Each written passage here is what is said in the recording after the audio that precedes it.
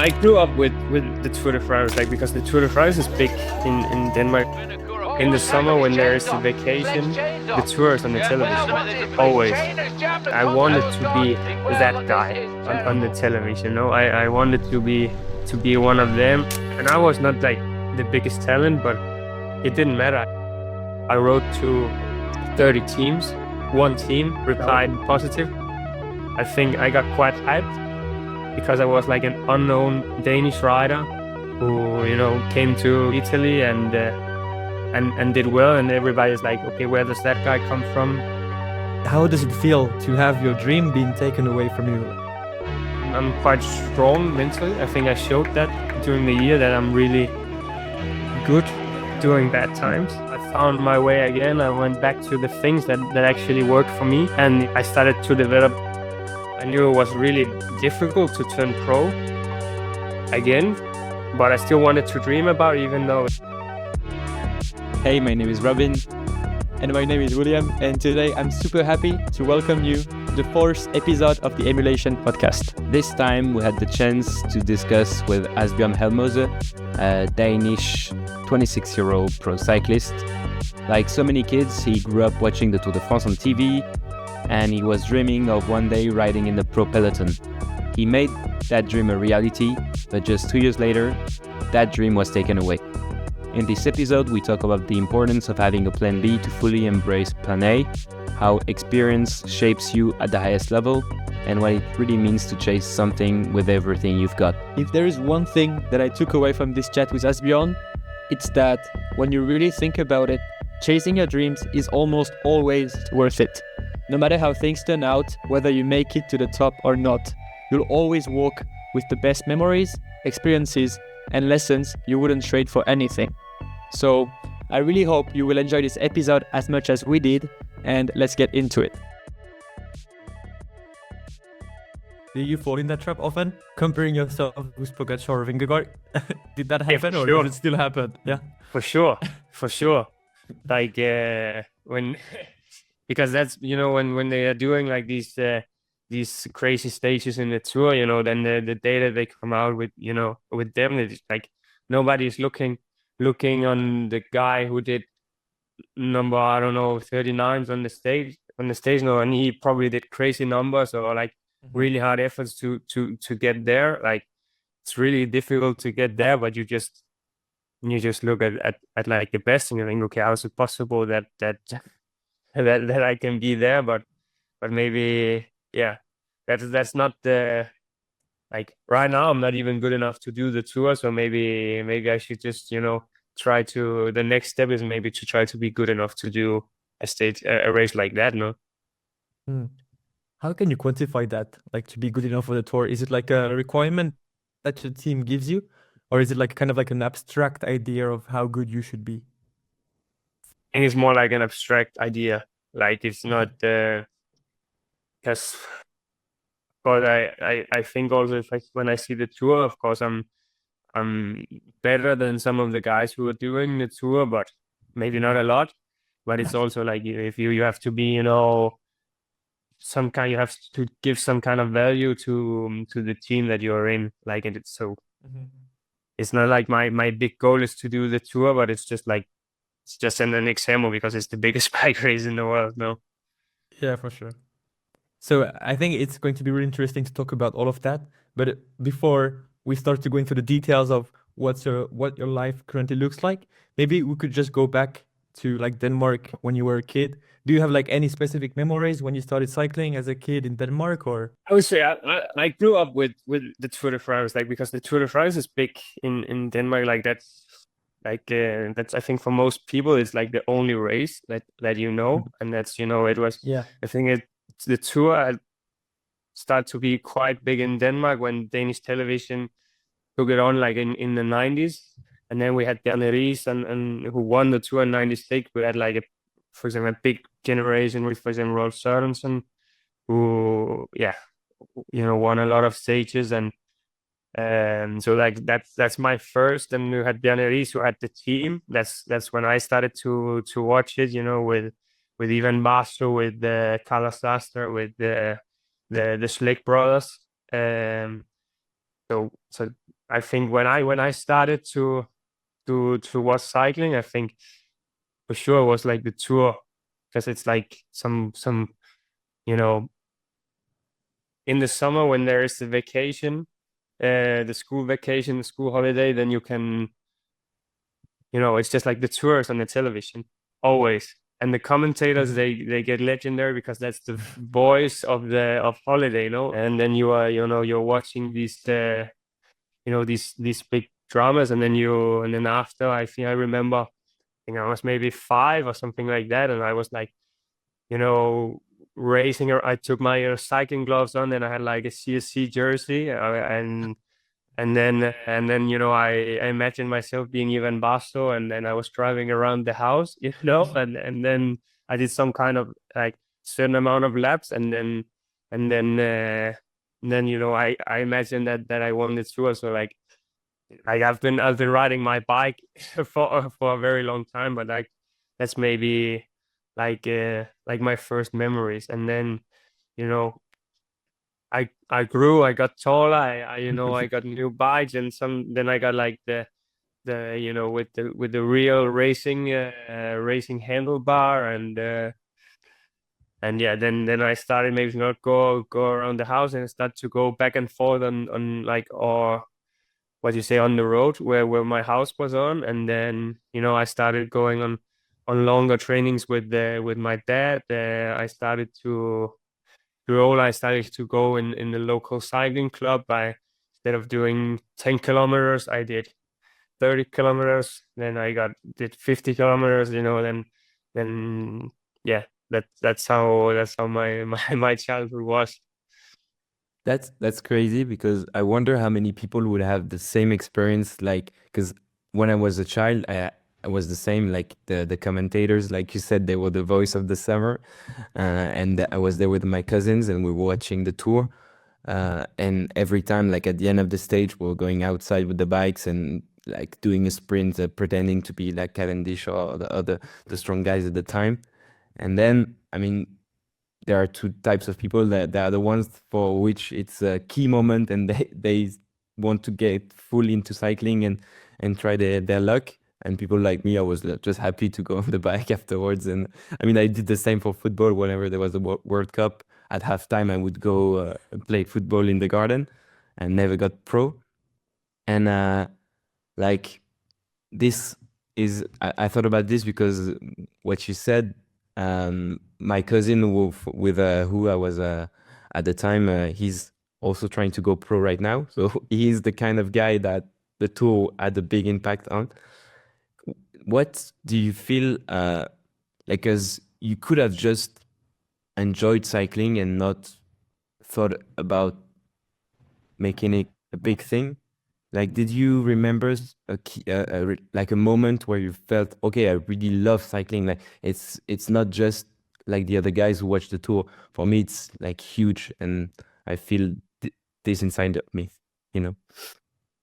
I just like, as I mentioned, I just think it's like a natural process that I've been in. But I think I I've always wanted to be that guy on the television. I wanted to be one of them. Like, then there, for example, I was also, I think I went to France a couple of times on holiday, like also like 7, 8 years old, something like that, like small kid, and had the experience with the race. I went to Tour of Denmark like in August, so when there was still like the tour fever in Denmark, and you go out, you watch your idols, and yeah, on the Queen stage in Denmark, there were really a lot of people, and then maybe you could be lucky to get a bottle and a photo with one of your idols, or one in first, like for me, the biggest riders was the ones in the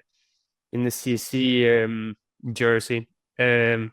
Also, I went to like the post tour crits.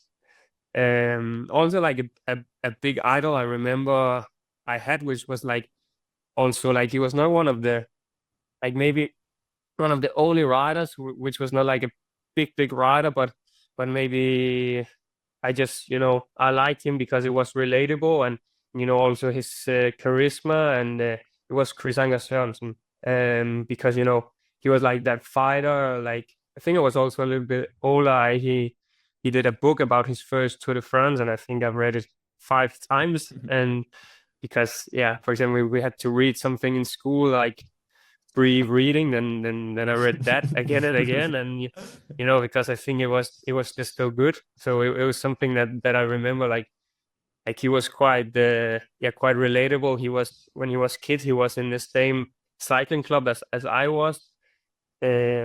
Also when he was a junior, he was not really super strong, but he was maybe he was a proof that that talent in cycling can be a lot of things, and he was maybe didn't have like that, what do we call, like the natural talent, but he had like the talent in training and keep on believing, and the fighter talent, and that was like when I got a little bit older, and I I could also see that I didn't win all the races, but still that there was one guy who went in the same cycling club as me.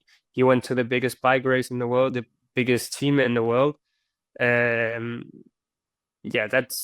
he was one of those characters that made me believe that it can be possible also, that you're, even though you're not winning all the races now. So that was kind of nice to also have like an idol like that, but of course I just had these, I just wanted to to be a part of this show. And also remember, like a day I remember was, I think that has been in the tour in 2011 with the where, because Contador, he was like in the previous years he was like much better than the other guys, and then suddenly Andy Schleck on the Danish team, he was really close to Contador, and they were like, was a crazy battle. I remember they did the Tourmalet stage where they just kept on attacking each other, and then after there was like the ride in the local club, like at 6 in the evening. So when they finished, and I just went, I didn't even have good legs, because like I was like so anxious when I saw it. I was like, the adrenaline was so high. I almost like, it was, I don't know. It was almost hard to go on the bike after, but I was so pumped off after that, and I think it's just like a really childish thing that you can really imagine yourself being another person. That was that's a quite clear memory, actually. That's a great memory. I was this. I mean, I was team Andy Schleck all the way. I mean, I loved Andy Schleck. It was really the guy that nearly got everything, and also at the time I loved the white jersey. For me, it was like amazing, like the young guy when his chain dropped, like the this moment in the two. Was it in 2011 where Contador he attacked? I In the know yellow that jersey, was so pissed. that was terrible. And then in the end, he won this tour, like afterwards, because like Contador, I think he lost it after the doping stuff. Like, so I think Schleck has one tour, but obviously he didn't like have had all the experience of winning it at the time. Yeah. I don't have the memories because unfortunately I started to watch the Tour de France much later on. I'm the one doing cycling now, and Robin isn't. But I started watching cycling like much later. But I had the opportunity when I was a kid to watch it because my grandfather was really into it. But I don't know why, like it never picked up on me. Like I think I was the guy that was more playing like the Nintendo and doing sports as a kid. And I think somehow it flipped. And I was actually the one that reached out to you in the first place. So that's like that's like a on funny the thing archives with memes. on the archives, and William is like the actual athlete of the duo. So okay. And just I just had one question because on this idea of picking up sport and wanting to like, even though it's a natural process, like you had real drive from the beginning in cycling. Like, were your parents involved with sports in in any kind of way, or not?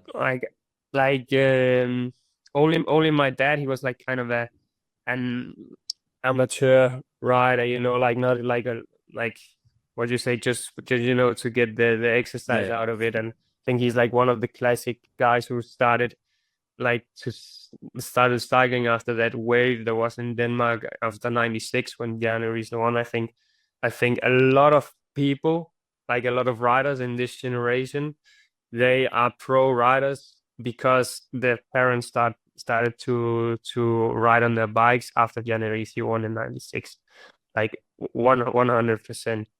So, but it was not like he was like has been like a rider himself. But then, of course, when I started cycling, then then you know, he started to get involved in the cycling. He was actually in the end he was like you know, sports director on the junior team that I was on. You know, so like I really had a lot of support from home. So I think that's also like a big part of, you know, like why I'm here is because I saw something on television. I maybe also saw him riding the bike. I wanted, you know, to be like him. I wanted to be like the guys on television. And then I had the support to, you know, to go and reach out for those dreams. And yeah, and I was not like the biggest talent, but it didn't matter. I still had the support, and also I would say it didn't matter if I didn't turn pro, because even though if I didn't turn pro, I would still not like all the memories I have from that time. You know, like these long car rides to go to the races, like it was something special, something like that, you know, that gave us also like a really big bond, I would say. And also I would say as a kid, I was also I needed to, you know, to do some exercise. I was not like I was I was good in school, but I would say, I don't know, I think I was smart, but I was not good in school. Like it was, the school was easy, but it was also difficult. Like because I needed, you know, it was boring. I needed to exercise. I needed to do something, and I think cycling, like such a high demanding sport, like it really gave me a lot of things and also some discipline. Like because I think from nature I'm not like a really disciplined guy, but like I'm not like a guy who has like everything like in order and everything, but I would say it teach me a lot of things, and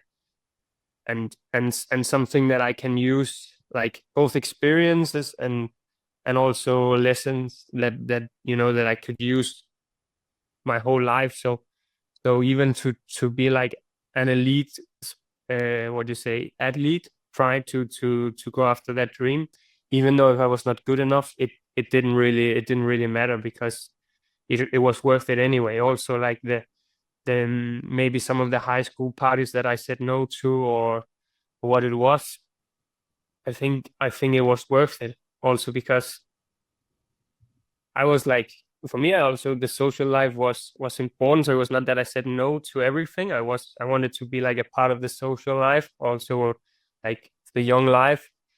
But I think sometimes it's also nice to say no. I think it's a big problem from our generation, you know, like the fear of missing out. You see things on Instagram, you want to be, you know, a part of everything, but it's not possible, and you don't get happier to be a part of everything.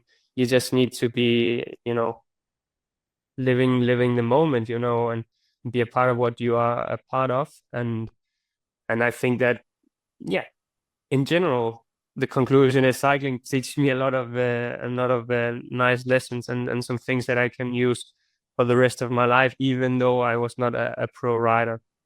And that was also like, that's something maybe we are moving a little bit ahead. But for example, what I did last year, I knew it was really difficult to turn pro again, but I still wanted to dream about it, even though it was like a really small chance to get there, because I knew that even though I sacrificed a lot, and some people maybe could think was stupid. Like I also used a lot of money on it to go, after the path that I wanted, because I choose experiences and not, where I could get the most money out of it. And I think that was also because I knew that there were some, valuable lessons. And even though that I didn't turn pro, it was not everything. Like it was was a nice goal. And I'm really happy that I succeeded. But sometimes it's not, like, it's also okay to strive after something that there maybe is a small possibility to achieve, because while you are in the process, you also get some things out of it that you maybe didn't expect at first. I think that's very valuable, and it will speak to a lot of people, including us, because we feel like even if our project, our Instagram project, podcast project doesn't work, like the experience we will have after 1 year of doing that, and the people we will have met, and these kind of things, it will always be worth it, no matter the outcome. So if you can set yourself in this kind of situation, it's always the best, because regardless of if you had turned pro when you were in Denmark or not, you would have had the memories of like chasing a dream as a kid, and this is like priceless in a way. So that's the kind of Yeah, but visualism people should try to like go towards, and not be feared of what happens if I do that. So I think yeah, I think, like, for example, what you guys are doing, like, I would say you are already quite far, like, but I think, like already that you have done what you've done is, like, I think you are for sure more mature, and you have, learned a lot of skills than when you started. Like, I think, like, even though, like, if everything fails tomorrow, and like, then it has still been worth it, I guess. Yeah. Yeah. But the truth is, like, no matter what happens, we will just go back to like the starting point, if anything. Like we tend to always emphasize the negative visions of like a dream, but the reality is, like, if you really just look at things at how they are, it's never that bad, really. So it's like people probably should go more towards what they're afraid of. And the reality is, once you turn into that direction, you realize that it's not that bad, and that would have been the smart choice anyways. So that's a good point. Yeah, it's also nice to, when you work for something that's really difficult, you really work hard for something. If you actually achieve it, then the satisfaction is also, really big. Yeah, yeah, for sure. I think it may be a good time just to, because you, as you said, you went a bit forward in like about the when you lost your contract and gain it back a bit after a year. So if we go back a bit to how you got that first contract, so you were in Denmark and you were doing a lot of races, then you went to Italy to, like, you asked for some teams to join, or like how did the process, what was the first process in a way going into your first contract? I would say, if we go a little bit back to when I was like a youth rider, I would say, like, I was one of the, riders who were late developed. And I think I started to also see some improvements when I got to, puberty. I improved a lot every year. And I just, kept on going. And it was more like the development that was, yeah, really nice for me to see. It was not that much about the results. It was nice to see that I got better and better every year, and I got better also compared to maybe some of the competitors who were stronger than me the years before. And then, if you see my idols during my my youth and my childhood, I think also, like, a lot of the Danish riders, they went to Italy. And it's from, for example, Bjarne, he went to Italy. His stars were Italian. All Sorensen, he went to Italy.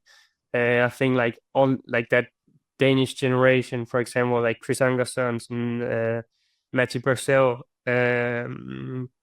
what do you say, Christopher Juhl Jensen, who's my teammate now. They all went to Lucca in Italy, for example. So I always wanted to, to be a pro in Italy. I think also one of my later bigger idols was Vincenzo Nibali, you know. So I always like had that what do you say? I always I always liked, you know, like Italy. There was something about it. And then at some point, I also in the junior years I started to do better. And I also actually I did also some small results in some UCI races. So I always like there was maybe some hope also from like to compare to the international scene. It was not like I was a big talent. I was not like I was never on the national team actually. I've never been on the first time I was on a national team was as an under 23 rider in the season where I got my contract with Trek, and I was already talking to World Tour teams. And the first race I did on the national team was Tour de l'Avenir, where I already signed my first World Tour contract. So that says like I was not like maybe the obvious talent, but I think there was still some hope, at least in my mind, because I could see some improvement. I could compare every year, and I see I got better, and then I also got start to look at the the power numbers. I got my first power meter as a junior, and then I did 2 years as an what do you say as under 23 in Denmark, or elite, and the first year was hard. The second year was better. I was in the elite category in Denmark, and I was like I was good, but it was also difficult for me to get noticed in Denmark, because with my characteristics it's also difficult to make results. And even though if you win 5 races in Denmark, which is really difficult, then nobody will sign you. Like you need to do something in some international races. And I just noticed that the scene in Italy was really big. So I think that was like my moment to see with the few results that I had in Denmark that maybe some Italian team would take me. I finished high school. That was also like I did my education, so I had something. I knew that if everything went wrong, I could still go back to university. I had my pass, my ticket to go to university. And I don't know how it is other places, but in Denmark it's quite important also with the grades you get in the high school to get to the university, to get like to the education that you wanted. So for me, that year was really important to just look at my grades. So I knew that I was more or less free to do what I wanted if I could not be a cyclist. But then after, I had my free pass to go. I wrote to 30 teams. One team replied positive. They said, you can come in the end of the season, do a race as a test. And luckily I did well. And then they took me. It was VC Mendrisio. And then that's how I came to. It's a Swiss team, an Italian Swiss team, but they did all the biggest races in Italy. And also the DS Stadio Nigoletti, he also had the good contact. So if he had the good riders, he could also talk to the organization of the under 23 Giro, and then I could get there. And I learned Italian. I got friends for life here. It's I've been really happy to be here. And then I just started to do results from the start. I never won a lot, but I still I think I got quite hyped because I was like an unknown Danish rider who came to Italy and did well. And everybody's like, okay, where does that guy come from? I did some tests, and there was some teams who who liked what they saw, like and in the end then I was good enough to get the contract on Trek. And I would say it was crazy just to get there. That's what that's the team that one of the teams that I've seen on television. one of the World Tour teams. Like that was what I was dreaming when I was riding around my house, when I was riding, just on the road of my house back and forth. So it was just like crazy just to get there. But when you're there, of course, you you want more. Then you want you want a new contract, and because that life is quite nice. I really like the life of a professional cyclist. I like the sacrifices that you get, like the preparation. I like the winter period where you really have time to train and improve for the next year as I did in the youth categories. So and like, so you secured the plan B that was high school and your grades to make sure that you could go all in on plan A, in a way. And then out of the 30 teams that you've reached out to, only one, like there was only one positive. So basically, if like in a world where you would have missed this specific team, maybe you would be doing something else, or maybe you would have tried again.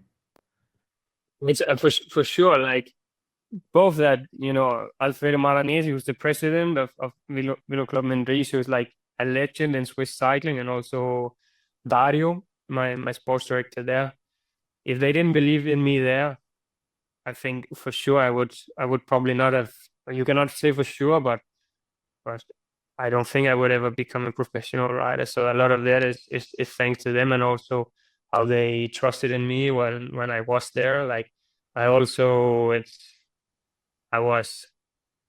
21 and 22 when I was in their hands. Like it's some years. I also think you develop a lot as a person. So I think I owe a lot of thanks to them. And I would say first when I was there, it was not even to I hope to become a professional cyclist, but it was not something that I was thinking was something. I think it was a small possibility to get there, but it was more to like try to live the life of a semi-professional rider, like not having school, just riding as much as possible, training to be as good as possible.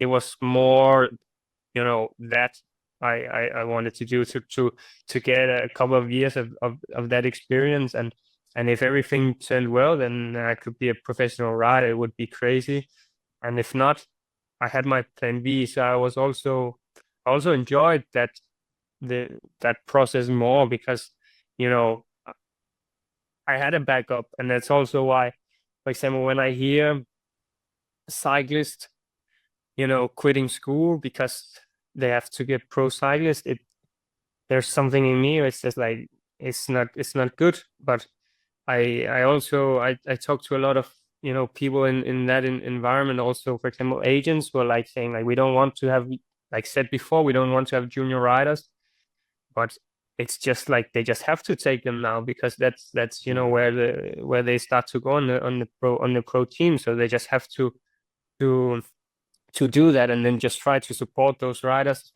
as much as possible, because it's not a lie that also, for example, the teams and also the Devo teams, they don't want them to be in school. They want them to be ride 100% to be a professional rider. And it's nice for the people who succeed, but I don't think it's good, because it's like it creates a massive pressure, and then there is really no plan B. Then there is only the plan A, and I think also, for example, the Devo teams, they should see like they have a really big what would you say, responsibility for those young riders' lives. And I would say also, like, just as the maturing part in waking up and maybe going someplace you don't really want, but you need to do, is also something that matures you. And just to that schooling part, it's not only because, to be honest, it's not that I remember a lot of the things that I learned in high school, but that's not like that's not the main part. That's not the most important part. I think it's a what you say. It's a big part of my maturing, was in these years also because of the school. And I'm happy that I also had parents who said, yes, it's okay with cycling, but we want you to finish high school. And then you can follow your dreams as much as possible, just as you finish the school. So yeah, I think it's fair enough that cycling changes, and that of course that younger riders they can get pro before. Like, it's not that I want to sit there as a dinosaur and say that's a bad thing, but I think at least there should be some kind of responsibility that to pressure these young people to finish the school. Maybe I think just to have like an idea in terms of numbers, like how many people were in the Mendrisio team, and out of these people, how many people turned pro? Is it only you, or there are other people in that team that turned pro? Just to have like an idea of the percentage of people that make it in a way. I would say in that team, not a lot of riders turned pro, but there was before. I think, for example, Gino Meda, he was in that team also before, and then he changed to another team, and then he turned pro. But I think I was the first guy who passed pro directly from that team. But it's also something that's also why I took another year, because I wanted to be that guy, because I wanted to pay them back for the trust they had in me. And then also Alessandro Santaromita was also on that team. Was actually quite crazy. He also passed pro. He went to Bardiani, was there in 2 years. He now stopped, but he also passed pro. And then there was my teammate Mattia Gaffuri, who didn't pass pro before, but I think if you know him, then you also know that he has for sure the engine to be a pro. And so I would say with him, it's not over yet. So we had like a really good year there, and a really good culture, I would say, on that team. But it's not many guys who make it from that team. It's a very small team. Yeah. And I mean, you also have like other pathways other than pro. Like you could become like a coach eventually. I think many people would do that. Like you have many ways of like kind of leveraging the experience that you have in these kind of teams to do something in the cycling industry that doesn't have to be like being a World Tour rider or a professional rider. So that's also something to take in account, I think. Yeah, 100%. Like you can see Mattia, for example, he didn't turn pro from Mendrisio, but then in the end he used his experience to.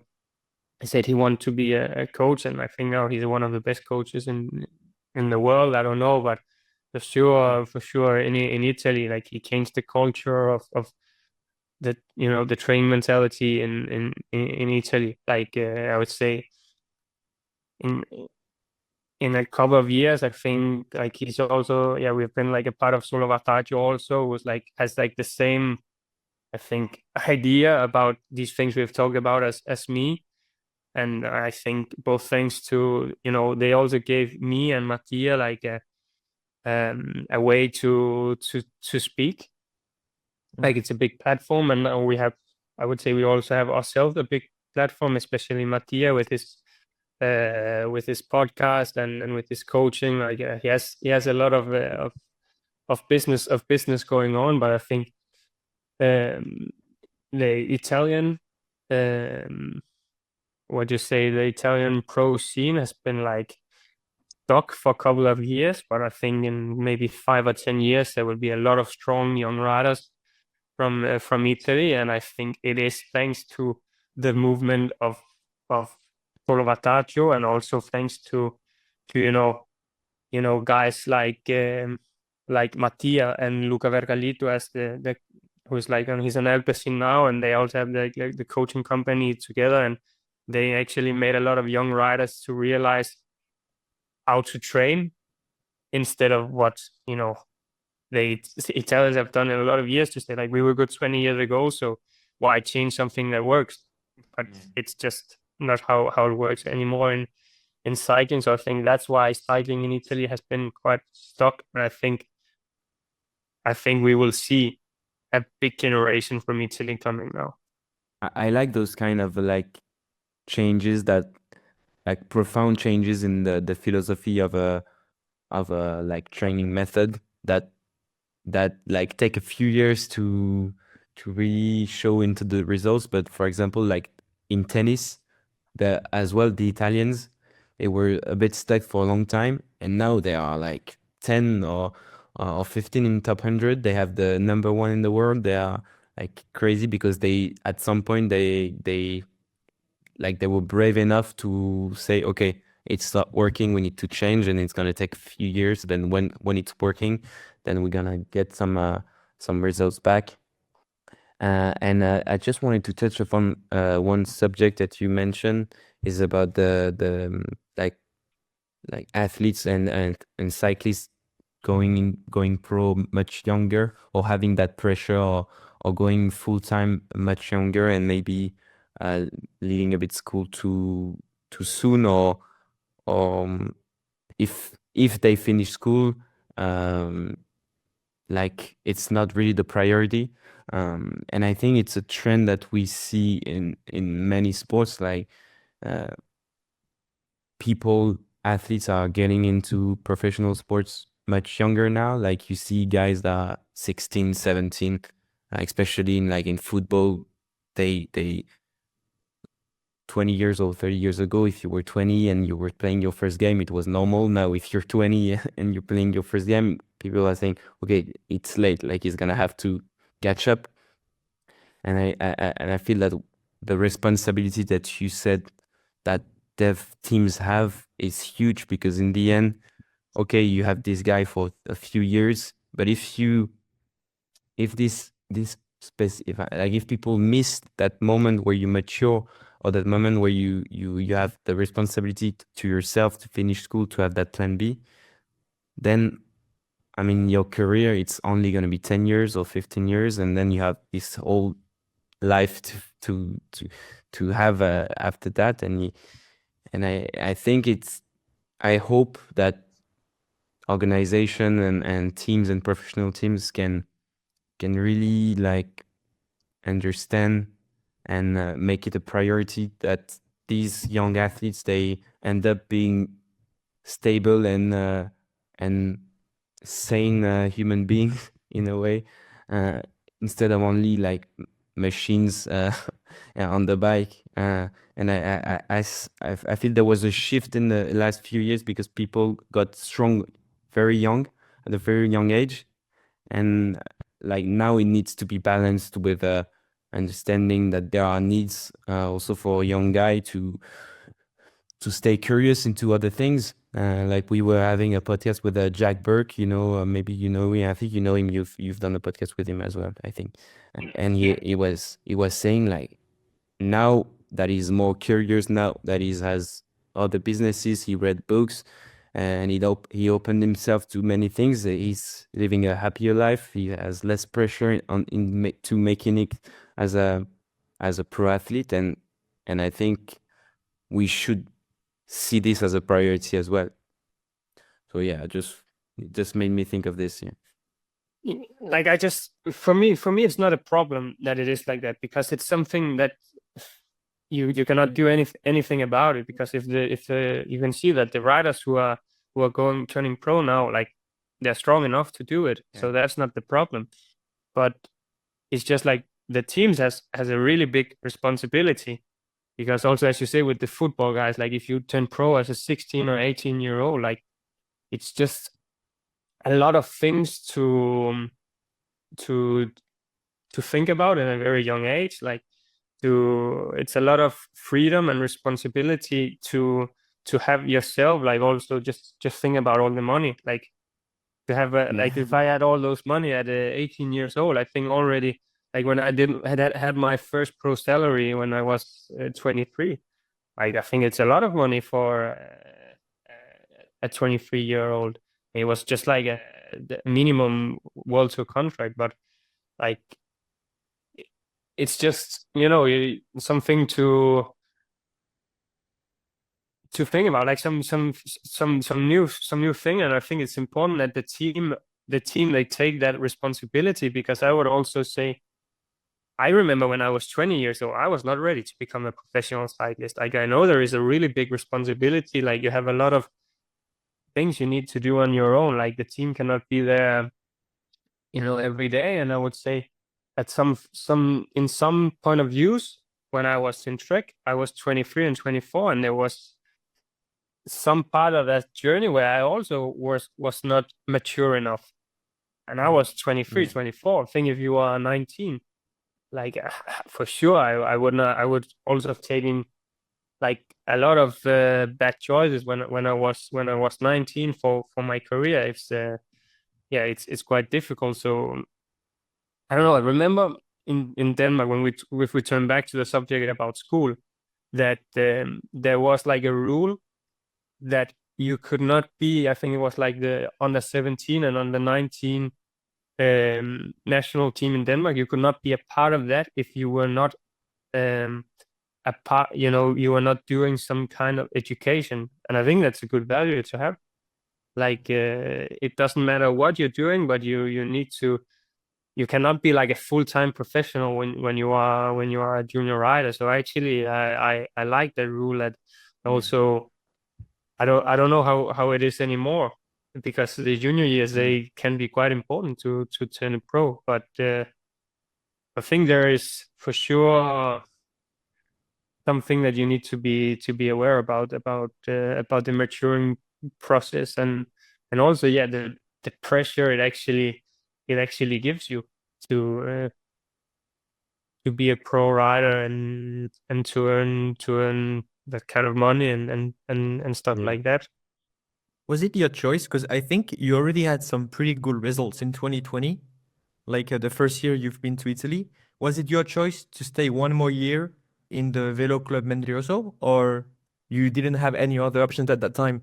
Or like, was it your choice to stay one more year in that team before moving up like one level higher in the ladder kind of idea? I think if I really wanted, like if it was really something that me and also my sports director and Risu put a lot of pressure on, I think I could have turned pro in 2021. But it was something that we all agreed about, that it was too early, because I still needed also to mature also like in the racing process. Like for me, like racing in Denmark is a big change to race in Italy, where the group is bigger and everything. So to just like to be on that, I think Italy I don't know if it is anymore, but it was like a big racing scene, and I think it is also like it's difficult to make results there, and I think it's a good cycling school to be a part of. Like it's with a rich culture, a cycling culture, and I think that matures you in like the cycling circumstances for sure. Mm. And so 2021, you move up, like you say, one more year in that Italian team, and then the World Tour contacts you, or you contact like a World Tour team. How does that happen? That shift from these two teams? Then for sure there were a lot of agents who were interested. Again, a really difficult choice to take as a young man, staying on your own, like, and being without parents, because I'm in another country. My parents are in Denmark, so it's also difficult for them to follow. And I would say, as a 21, 22-year-old, it's a big choice to take, and it's difficult to see through all these things, like just the fact to work with agents and everything. But that I chose an agent, like, as good as I could, and then there was some teams who were interested in me, and then they went to him. And then also I think my sports director, I think I have a lot of thanks to give to him, because he also did a lot of the contacts there, and said good for me. Um, again, I just think I was quite a hype rider there, because that was the time when if you were 21 and 22, you were still a young rider, and then a young unknown rider who did good values. I think I was quite hyped. I think also maybe a little bit overhyped also. Yeah, I was a good rider. I think I deserved, like, to do fifth in the under 23 Giro, and I also did fifth in Pico Lombardia, for example, and I had some decent result. I think I deserved the pro contract, but there were some big teams interested, so maybe I was also a little bit overhyped. Yeah. but in the end, it's a bit of part of the game to have your like your stock go up and down, and then you have to take it at the right moment. And like about the agent thing, is it possible like to negotiate and deal with teams without an agent, or is it like part of the game in cycling where you have to go through an agent? Don't think anybody takes you real serious if you Mhm. don't have an agent. You need to have an agent, and I Mm. also think it's fine. Like, Yeah. to be honest, I wouldn't like to, for example, negotiate salary, for example, with Yeah. a team, because then you also need to, be the bad guy. Sometimes say I want Yeah. more in salary, because otherwise they will not give Mm. you enough. So, and then you don't want to be that guy Yeah. who said I want 50,000 euros more, Yeah. because you also want to have a good relationship with the team where you're on. So I think you need to have it, and of course you can speak with the teams you're on, but I think it's just easier with an agent. But then, the agent game is really difficult, Yeah. because you can have an agent who is like promising you a lot, and maybe, yeah, talk a little bit to the team, and maybe just helping you with the contracts, and not really more. But you can also find agents who are really good at, for example, helping you with the maturing process. I think that's really important when you're dealing with so young riders who are turning pro now. So, yeah, it's a difficult game to see through. I think there is a big difference if you have a good or Yeah. a bad agent, and it can be really difficult at first to see which agents are good. Like, I know a lot of riders who has been like in that game, and where it has been difficult to Yeah. to see through it. Yeah, it must be difficult to find an agent that you feel has your best interest in mind, because in the end, for them as well, it's a game where like they have to play it, and it's not like your dad. He wants you to do the best career, but your agent, I don't know. It's always a weird Yeah, but relationship. sometimes Yeah. sometimes they also come, into they have like the riders that Mm. they who needs to get a contract. So then they go to the teams, and then they say, I have this and this and this rider. And of course, there's some riders they trust in more than others. Mm. Then of course they will say to all the riders, Mm. I trust a lot in you, but at some point they need to also to choose which riders they really Mm. want to sell to the team. And, like, yeah, so it's really difficult, and it's also really difficult to see how they are working with the teams, if they Yeah. are, yeah, if they have like a good relationship, if they're doing it right, if they're doing it fair, or not. Like, it can really be difficult to also what they're saying to you. Like, I think it's a big thing with young cyclists. I think if you are young and you are doing results and everything is fine, like, then there is really no problem. But for example, in my situation, if you see my situation, like, in the end, I changed age, and it is not something that I want to talk a lot about, because I didn't find a contract. So for me, it was, yeah, I think I needed to change agent to try something new. But then I got my new agent, and I think, for example, in a situation I was in last year, it's not it's not easy to give a guy like me a contract, find a Mm. contract for me, because 25. But then if you're out of the World Tour, then you're out. I was like on an amateur team doing some Mm. gravel. Like, it's not easy to get a contract, and that's really where you see what a good agent can do Mm. to sell a rider, to make the teams not see the bad things, that you are out of the World Tour and you're only doing some gravel and you're on an amateur team, but Mm. actually to make the team see what for example what the agent sees in you. Yeah. To So I think that's really where I would not have turned back on the World Tour if I didn't have a good agent, like, Okay. 100%. And I also hear it from also some of the other teams, that they say, can really thank your agent a lot, because he's been really, what do you say, persistent? You can say that? Yeah, like he was like Yeah. he gave it all. He never He gave. Yeah. Yeah. He was all in. Was committed, so you have a team. But Yeah. that shows how key of an aspect of a professional sports career having a good agent is. And we'll change subject just after, I think, but like it also goes in this direction where for a young like a young athlete that didn't finish school to go into that game, to have to find someone that you feel you can trust, that I think that reinforces this idea that it's a world where it can be pretty difficult, and if you have not enough luggage to make the right decisions, and then it can go the bad way. So yeah, that's interesting. That's also what yeah. that's also what I say with why high school was such an important part of my journey.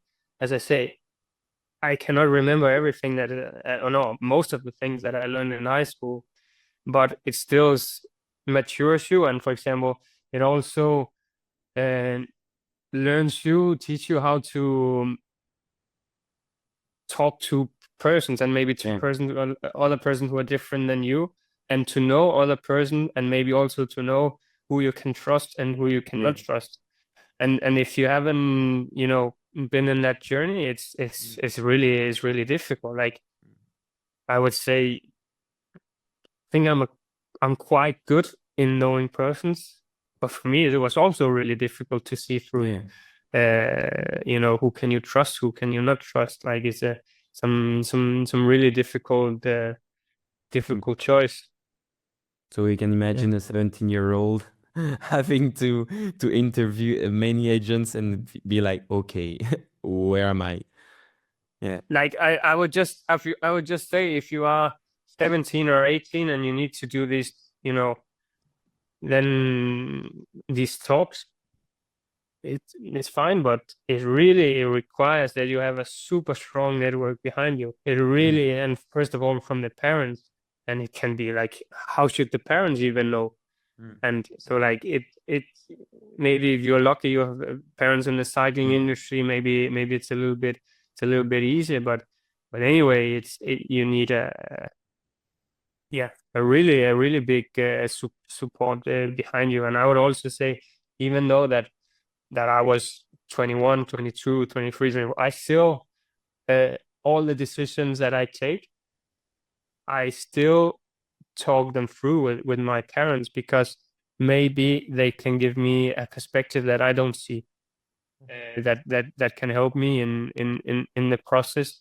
So I always try to keep them updated, or it can be friends, it can be, I think it's important to have some people around you where you can trust, where you can speak to about also some difficult things, to talk some things through, because I think it really helps you in the process.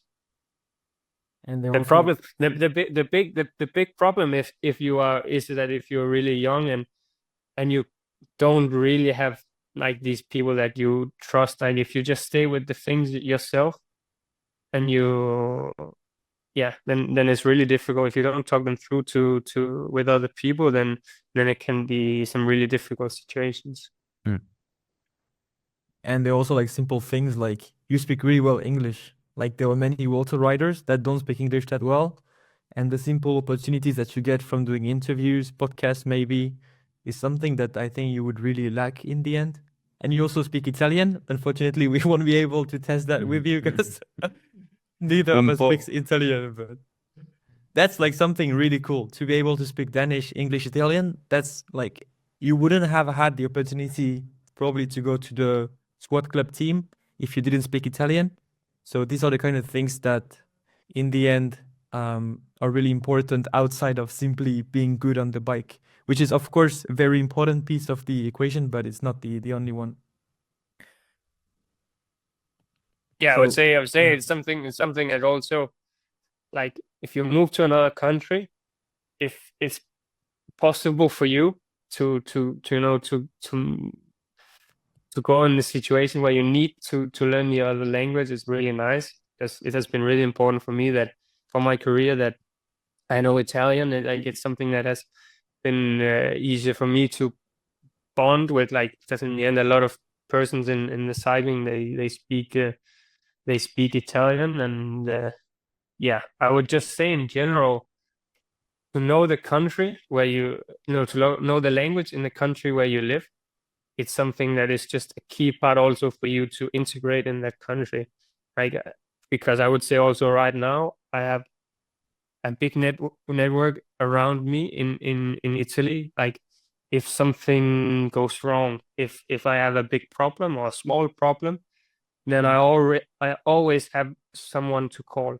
I have several people to call, and that is really nice for me to know that, to have that security, and just like that I'm happy outside of cycling. Also, if the races are not going super well, I can still go to a dinner with some really good friends, like for example that I did yesterday, for example. Yeah, I went out to a dinner, and it's something that also distracts you from maybe some bad results, and then cycling is not everything, and that takes also a little bit off the pressure, and makes it easier for you to concentrate when you really need to. So it's just important to try integrate in the country where you are. It's nice for my parents to know for sure that I'm not sitting here all alone, and if I have a problem, then they are really far away and I'm all alone. They know that I'm not all alone, and that's quite nice. And it I have a gives little you question also. about Okay, Italian. Like, did you resist learning Italian in the beginning, or since the beginning that you moved to Italy, you knew that you would need to speak Italian? Because I've been in a similar situation, and I've moved to Korea for a year, but I never committed to learning the language. So it's something that I want to know. I would not even know where to start if I should learn Korean. So, like, because that's so, like, I think that's a language so far from me. But I would say I think Italian sounds really nice. So I always wanted to speak Yeah. Italian. I also wanted to learn to speak another language than Danish and English. And I think I'm also quite good at languages, which is nice for me. And then I went to Italy in 2020, which was like the COVID year. I was in my apartment for 1 week, and then I got locked down. Then I stayed there for 2 months. And that was also a part of my experience that I wanted to. I didn't want to go back to Denmark. I wanted, because that was my experience. That was a part of. I knew I had maybe only 2 years in Italy. I didn't want to go back for half a year or what it was. I wanted to stay there. And then I didn't have much to do, so like then it was also I was not so distracted from it. I went on my home trainer, and then I learned Duolingo all day. And then it was quite boring. I think also yeah, I don't know how I had the patience to do it, but I did it. And also because I know that I needed, if I wanted to integrate good in my new team, to understand the tactics between the riders and the sports director. So, for example, the sports director would not talk to the riders in Italian, and then after he would translate in English, because then I knew that I would lose some of the parts for sure.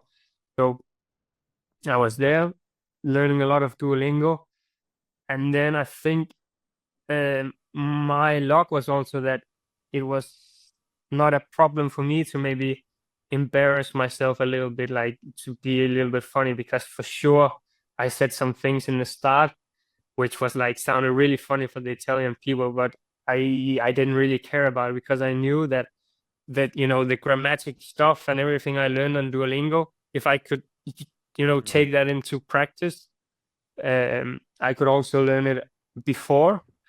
And in the end, I would say after half a year in Italy, I was speaking Italian quite well. Like at the end of the season, I was speaking in Italian. Maybe not. I was not super good. I'm better now, but it was enough. So I was also lucky with the COVID year, and But if you have the possibility to learn a language, I would definitely do it, because also now I wanted, like, it was important for me to like being in Italy. And for example, for my year last year, it was really important for me, like, to be a part of this World Cup. Like, it opened some new doors for me, and it gave me friendships that I have for life. So I'm really happy for that. So now we have a recipe for people listening. If you want to learn the language, Duolingo, full gas, and don't be afraid to be embarrassed. That's I never I didn't know if Duolingo really worked. For me, it was just something you started for like 2 weeks when you were going to the toilet and get a few minutes of Duolingo. But now we have a living proof that it worked. No. Or I used a lot of time on it. I think it's also, yeah. Again, I don't know how I did it, because it really needed a lot of patience, but there was really nothing else to do. So I think it's also, I don't know if I would have learned it so fast if there wasn't the COVID. But for sure, the thing about being able to yeah, say something that's maybe can be a little bit embarrassing, if you're not afraid of that, that's a big help. But in the end, it gives you meaning. It gives meaning to you being in Italy, being able to speak the language, being integrated in the community. It's not like in 10 or 15 years, if you're in Denmark or wherever you are, you'll think of that time really about the time where you were living in the country. Like you were not just a cyclist training in Italy. You were like really a guy living in Italy. You will have friends, and I think it's also important, like to give meaning on where you are and the people you meet.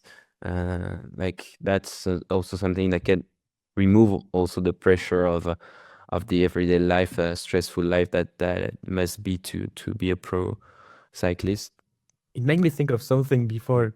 So you mentioned the Danish national team and that you barely rode with them until you pretty much had like a World Tour contract. Is there any way that you eventually joined the Italian national team because like you've been living for 5 years, so are you like eligible to get the nationality, after like a certain period of time? Because that'd be like really epic. But I'm not sure you're into that, but No, I would say I love Italy, but I'm Danish. 100%. Like, fair also, if enough. a lot of people say that that I'm some point I'm more Italian than Danish. Like, I think I've only been to Napoli once, but I think I think there must be some Napoletano over me. Like, there must be something in the genes. But no, for me, no. I'm 100% percent Danish. Like, I could not see myself being an Italian, but I still love Italy and I still love Italian cycling. Fair enough.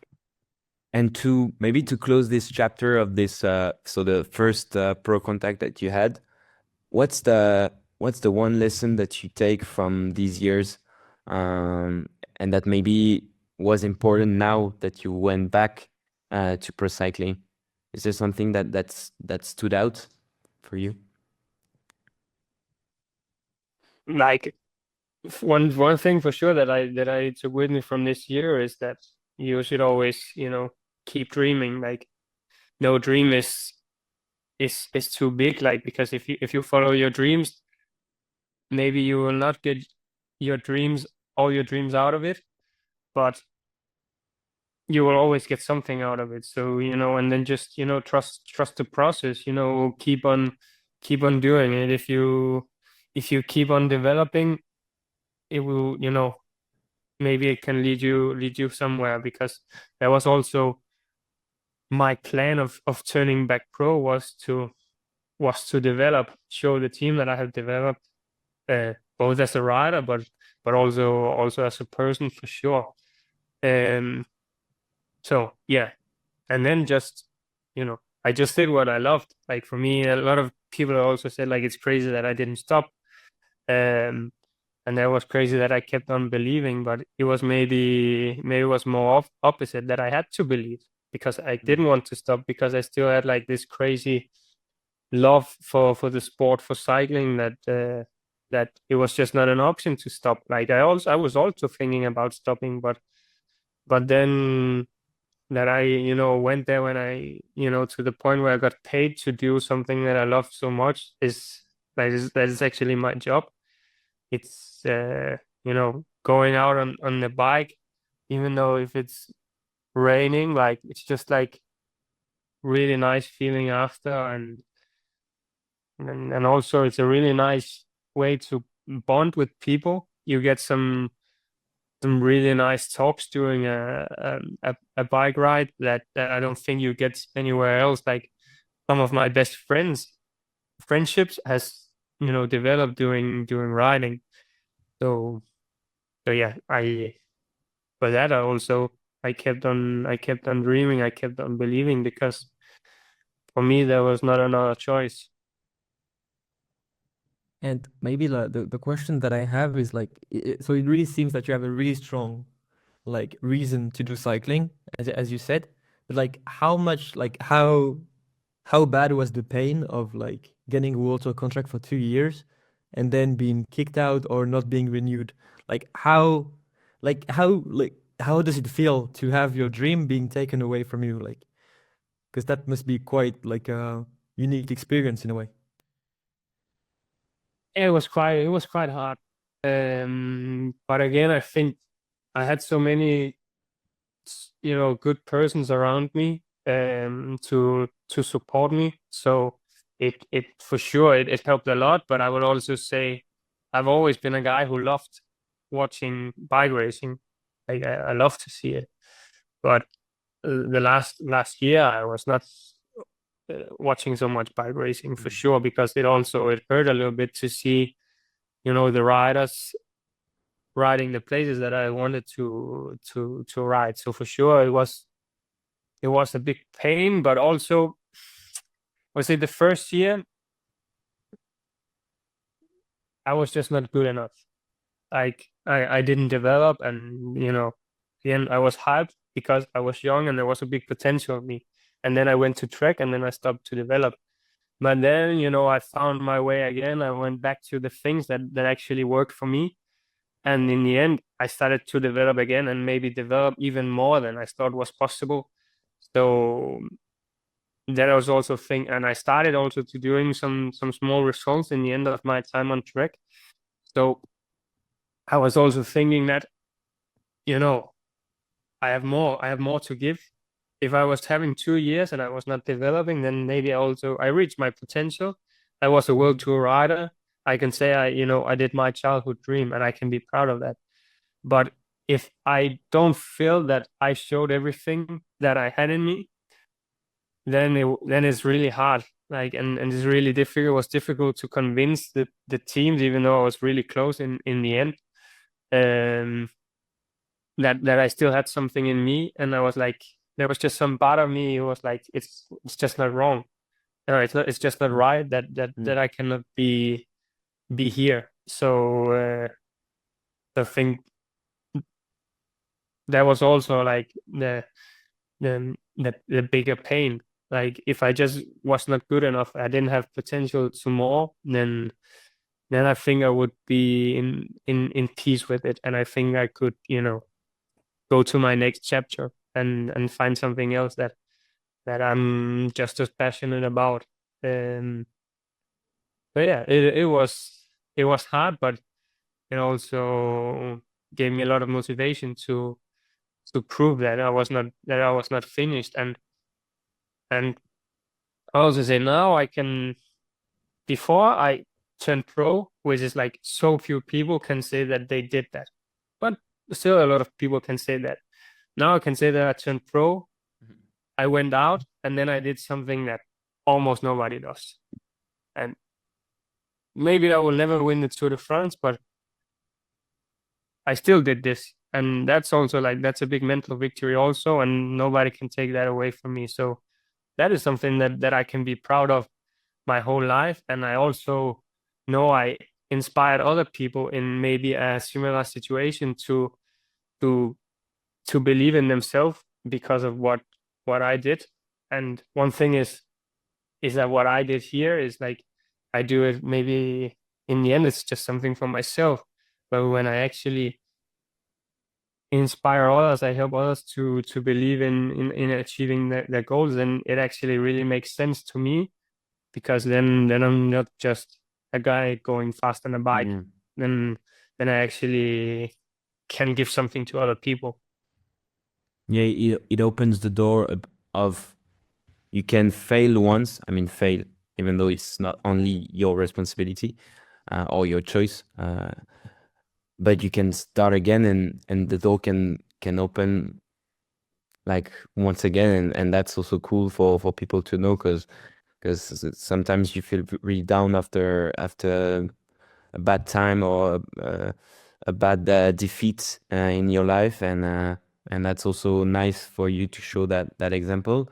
Did you have that book of Chris Anker Sorensen in mind throughout this process? Like, did you go back and read it, or because it was a bit of your I motto didn't go book? back and read it, Mm. but for sure that mentality is something I just have from my childhood. You know, that's a part of it. I grew up with that book.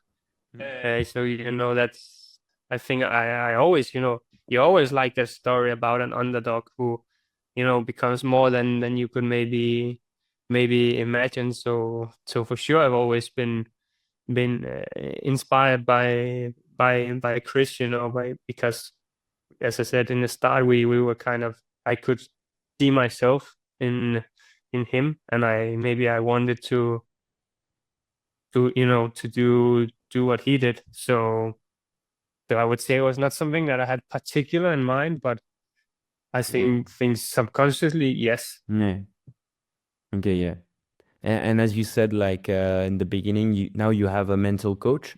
At what point in your journey did you feel like this could be useful, and like, let's go, I'm gonna do it?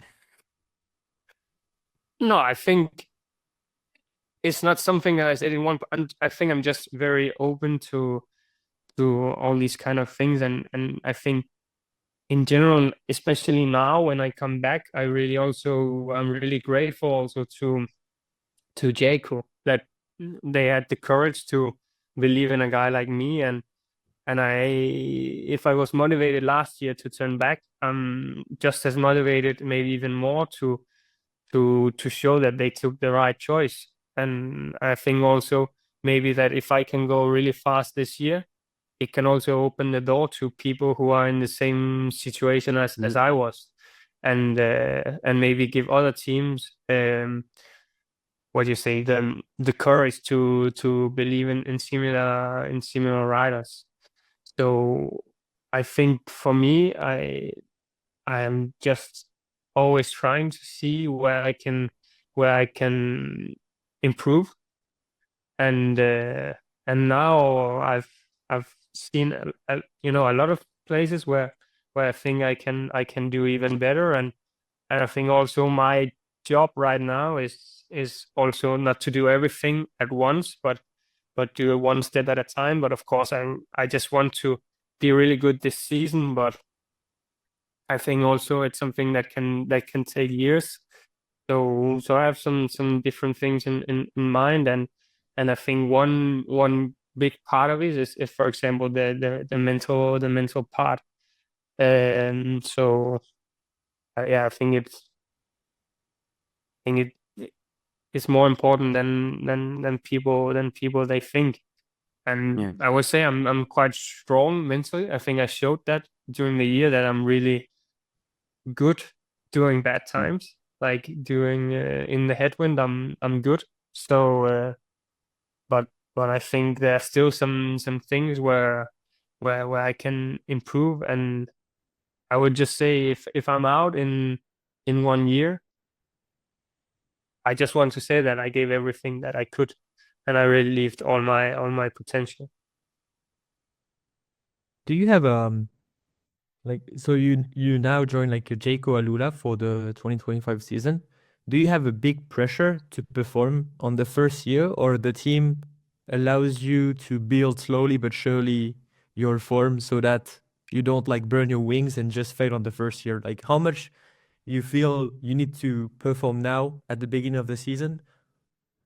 I would say I also know that they didn't bring me to the team to win all the races.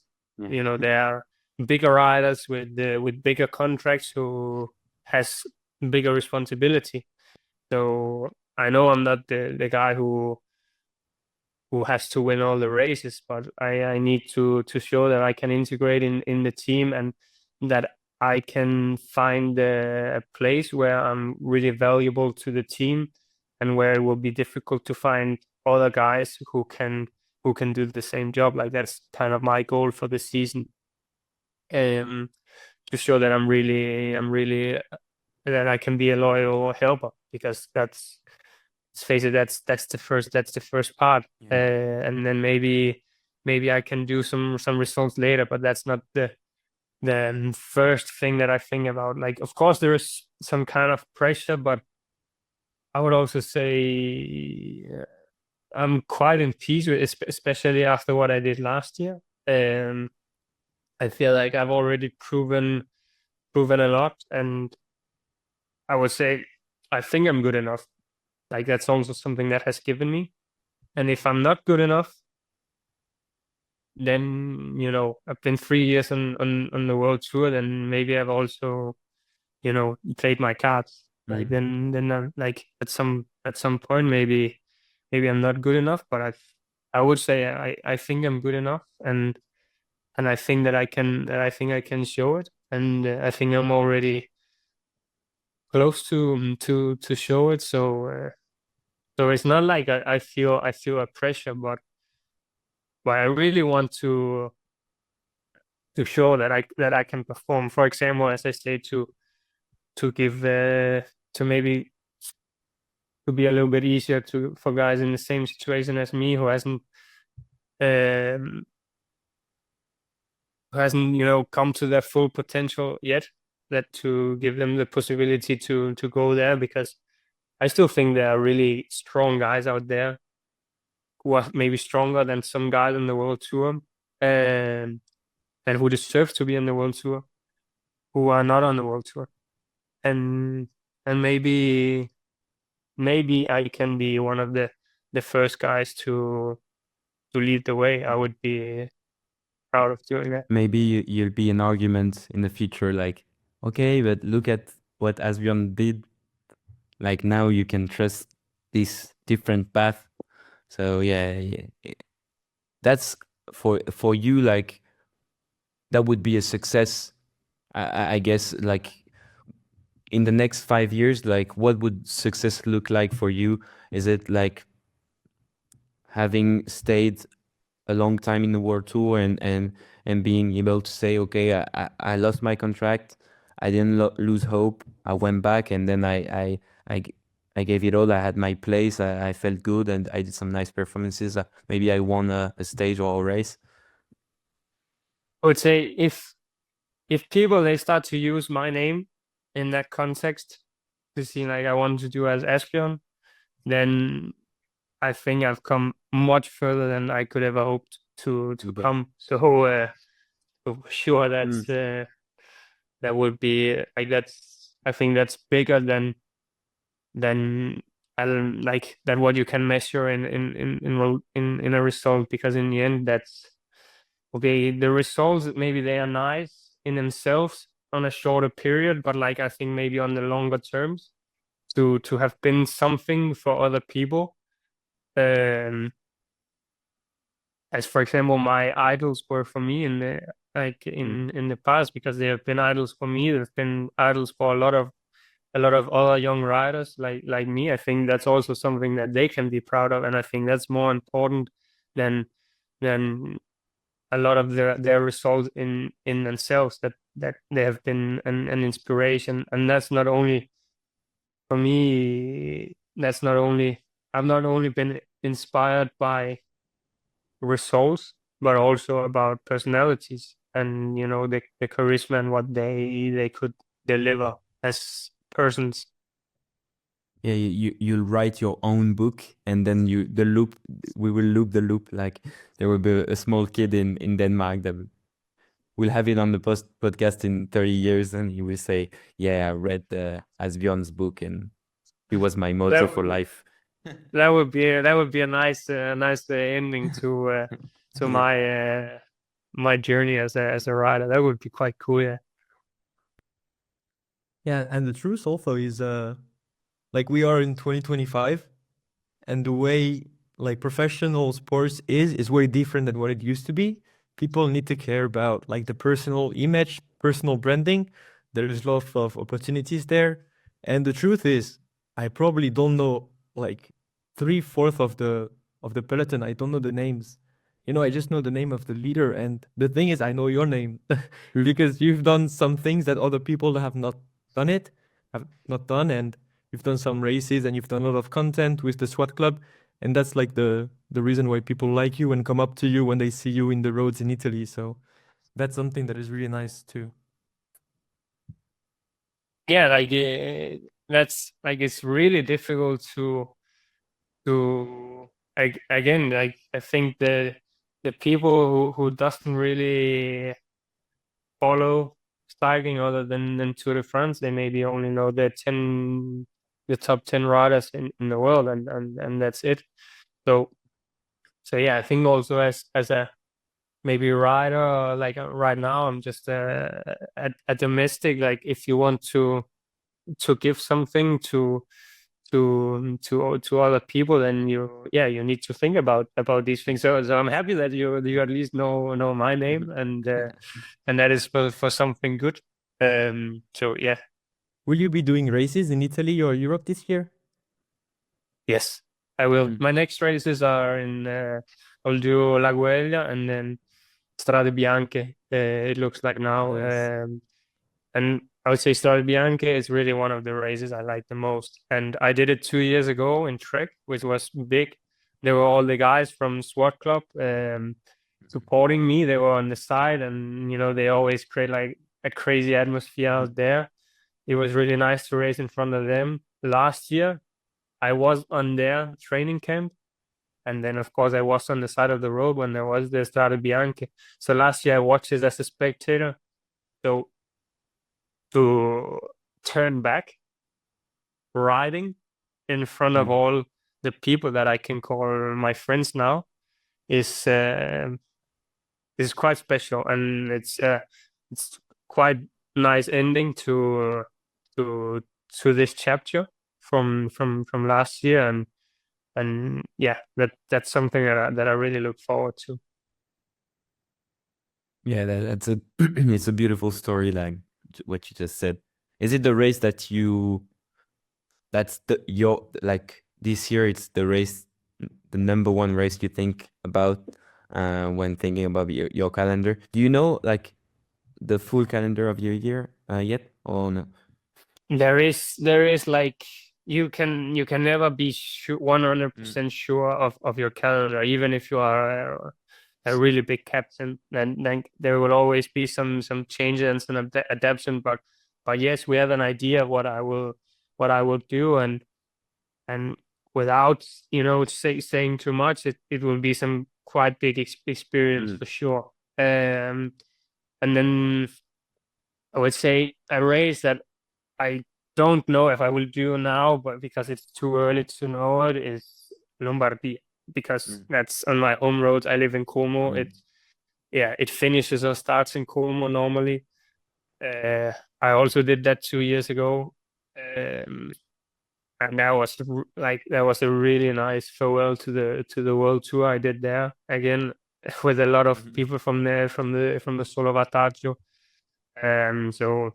So yeah, that's something that I really hope to do, because it's a very special race to me. It's like on the roads that I normally train on. And so that's a race I hope to do.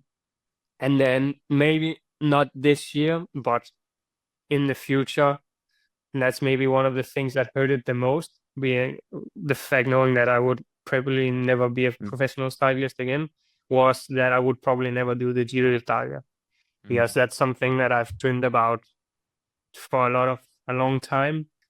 And I think it's a really beautiful race. Like when I went to Italy, I've done really good in the under 23 Giro. To do the actual Giro one day it's a really big goal of mine, and I also hope that I can not only do it but play some kind of role in there. So it's something that I have in my head when I'm training, and it's something that I hope that I can do one day. That would be really big. If you could do like only one between the Tour de France and the Giro, you would choose the Giro. I would say that it's difficult. It's difficult because, for example, it's also a big part of my identity to be a cyclist. And if you talk to people again who doesn't know that much about cycling, but they say like I'm a cyclist, that's my identity, then they ask you, have you done the Tour de France? Because that's the race they know. And of course, it would be amazing one day to say, yeah, I've done the Tour de France. It's big. I also like, for example, I don't know, I rather like Mats Pedersen. He has been a world champion. That's crazy result. But I think what people most know him for in Denmark, like just like the normal Danish spectator, is that he has won stages in the Tour, which is also big, but it's not a world championship. So it just says a lot about how big the Tour is in cycling. And again, I cannot lie. I got inspired to do cycling because I watched the Tour. So maybe the Tour would edge it a bit just for that. Yeah. But I would say just to my personal adventure, I have to say the Giro, because again it's a conclusion of a big goal that I had, like been racing that long in Italy. And I would say down here, when I talk to my neighbors and they see me on the bike, they say, are you doing the Giro? Yeah, I hope one day. And again, it would be nice to say that I've done the Giro, also because I know how big a support I will not have from only fans, but also people who are really near to me. That would be really big. So I hope one day I can do the Giro. I also hope one day I can do the Tour. I would say for now, I hope to do the Giro. After the Giro, we see. That's a good plan. So I'm not going to do the Giro, but this year I will be doing the Tracka 360, and I saw that you've done the Tracka 200 last year, right? So it's obviously a different level that I am on. But do you have any tips for me for May this year when I will be doing that race? Be sure that you don't have mechanicals, I would say. Be sure you will get a lot of carbs, because you will for sure bonk on a 360, like 100%. I think even no matter how high level you are on, you will be in a really big crowd. I think it's something you need to prepare yourself mentally for also, because I think you will be really fucked. I should practice bonking on training. So yeah, maybe. And then I would say, like, I don't know. I think I would get like maybe some things on what you say in the inline. I don't know, or like something you can put in your tire. So you for example don't ruin your wheel, or actually I don't inliner. You call it that? No, that's something that's like skating. I know like the sealant, but that's probably something else. The sealant for sure, yes. But for him, you can hit a big hole, like a big rock or something like that, and you can also maybe destroy the wheel and everything. I just like, you get a mechanical, you will not finish. Like, mechanical is the one thing that I hate about cycling, to be honest. It sucks so much. And especially with gravel, like that's even more unpredictable, because you don't have a car behind you who can help you. For example, Mattia De Marchi last year, he did the 360. He was the strongest guy. And he was ready to win. Like, I think he did maybe 300 kilometers, and then he had a problem with his derailleur. Then he didn't finish, and then another guy won. William, you won't have the problem of being the strongest, so at least I won't have that disappointment. But for sure, mechanical is like, if that happens, it's always like a big L. But whatever. You will be my dark horse. I will cheer on you. I will follow for sure. All right, thank you. I guess I don't know if I mean we could talk for a few hours still. I think is there maybe something that you feel we didn't ask you, or maybe something that you feel that people assume about?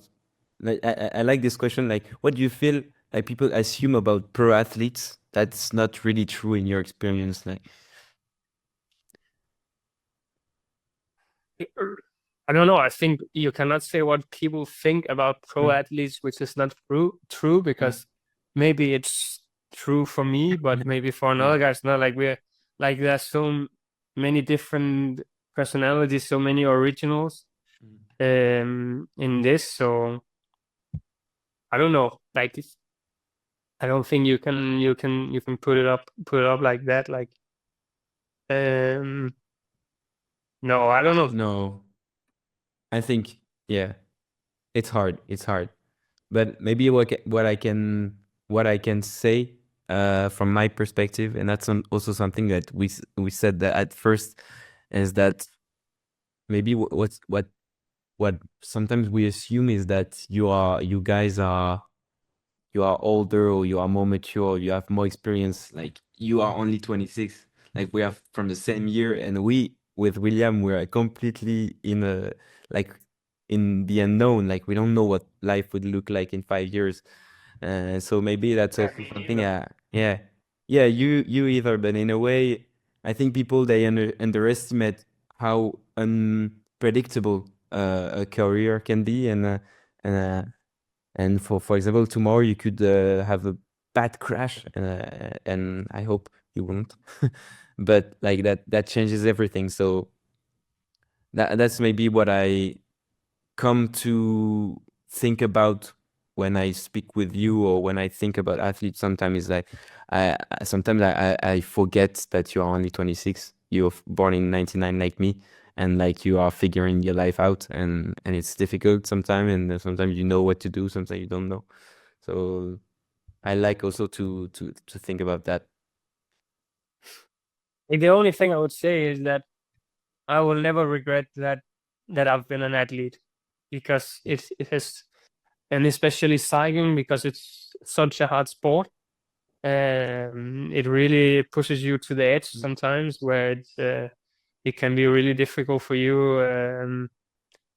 So I would say for me, talking about everything like this about school, for example, I think also we should not underestimate cycling as itself. I see it as a school in itself, and I think when I'm done, and maybe I need to go to a company and get a job, so my curriculum, what I I think that's something that I would highlight a lot. That there may be, okay, now I'm a cyclist and I'm not going to the university, and I don't even feel like I have to. Depends if I have to do something specific, but I think as an athlete, I have done something that you cannot learn in school, you cannot learn in university, and I think it can be really value in the normal life in a company, or yeah, in general, just in life. So again, this lifestyle or everything that I've done since I was a kid in my youth also, it's not something that I would regret, even though that I would not have driven it as far as I luckily have. And believe me, we have been working in different jobs, and you are not losing your time. Like, for sure, 100%. Like, the discipline, the pressure that you have to go through, like, that's something very meaningful. And that's also hope for people listening. Like, no matter if you succeed or not, like, you will find a way to leverage like the person you've become through this process. So yeah, I fully agree on that. And we've been 5 years at university, so we can tell you our advice on that. You've been speaking about professional cycling for and your experience, but we've been at the university during that time, and well, it's useful, but I think like in a way, we could say that your plan A started when you were 18, and our plan A started when we were 23. So that's that's the difference, you know. Yeah.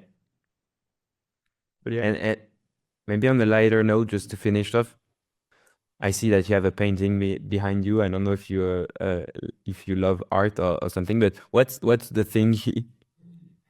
Oh, you didn't notice that you had a painting. the No, it's usual not. thing Yeah, that- it's just like when you say it. Yeah, Yes. like I think it's just it's a poster. Like it's like from a painting of a Danish artist, Asbjørn. I think he's quite famous in Denmark. I think he's also to have something Danish Yeah. in my Italian home. It's not like I'm a, I don't know crazy much about art and everything, but yeah, I like it.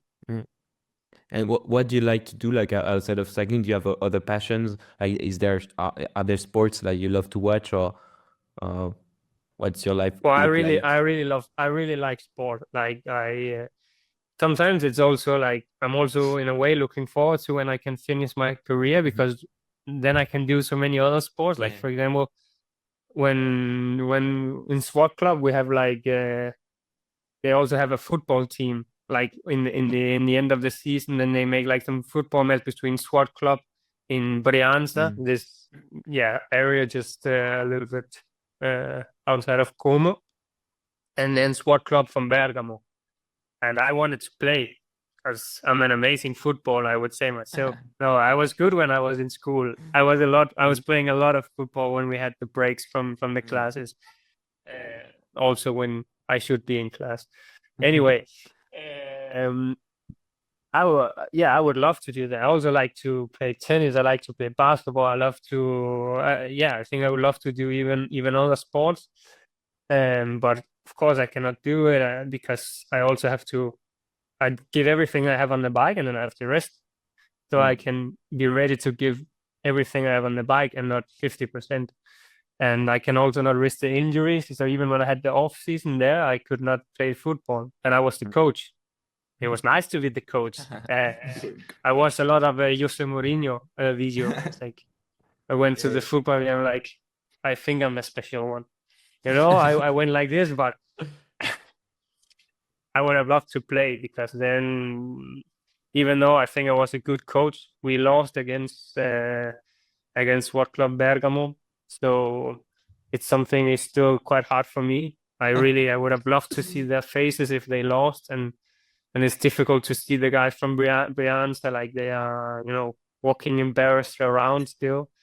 So if I could have been inside of that pitch, I think we could have won. I think I could have been the key player. So maybe one day I will be that, and I will bring my team to victory. Nice. Love it. Perfect. Well, I think we can now thank you for your time. It's been almost 2 hours, so thanks a lot for your time.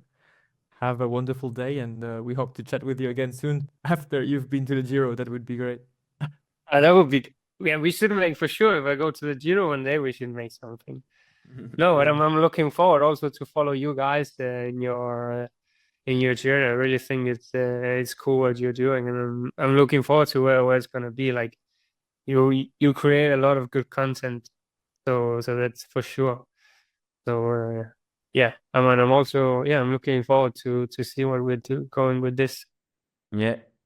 We'll And maybe if we see like cheap train tickets to the Strade Bianche, maybe we'll just join the SWAT club group and be there. You should do it. That would be amazing.